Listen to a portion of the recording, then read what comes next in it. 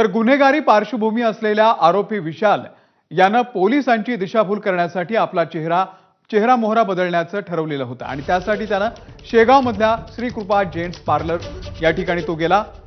पण त्याच्या पाळतीवरती असलेले शेगाव पोलीस त्याच्यापेक्षाही चाणाक्ष निघाले।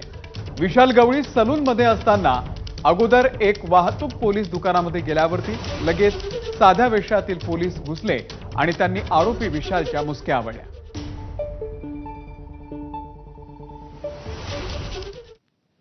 दरम्यान भाजपच्या नेत्या चित्रा वाघ यांनी कोळशेवाडीमधील पोलिसांसोबत चर्चा केली आणि पीडित कुटुंबाची देखील भेट घेत त्यांचं सांत्वन केलंय। या हरामखोर नराधमाला फाशीचं होणार आणि फाशीचं होणार। मी स्वतः याचा फॉलोअप घेणार आहे। पोलिसांकडनं सुद्धा माहिती घेतली आहे।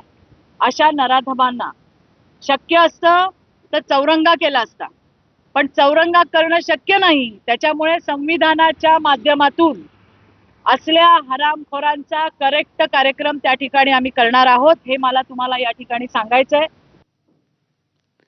तर कल्याणमध्ये 13 वर्षीय मुलीची निर्घृण हत्येची घटना ताजी असतानाच पुणे जिल्ह्यामधल्या राजगुरुनगरमधून एक धक्कादायक घटना समोर आली। घराजवळ खेळताना बेपत्ता झालेल्या 2 सख्ख्या बहिणींचे मृतदेह ड्रममध्ये आढळल्यानं खळबळ उडाली। शेजारी राहणाऱ्या एका 54 वर्षीय अजय दास नावाच्या परप्रांतीय नराधमानं या खेळणाऱ्या चिमुरड्या मुलींना घरामध्ये बोलावलं आणि अतिप्रसंग करण्याचा प्रयत्न केला। त्यावेळी मुलींना आरडाओरडीला सुरुवात केल्यानंतर आपलं बिंग फुटू नये यासाठी दोन्ही बहिणींचा जीव घेतला आणि मृतदेहांची विल्हेवाट लावण्यासाठी घरालगतच्या इमारतीजवळच्या ड्रममध्ये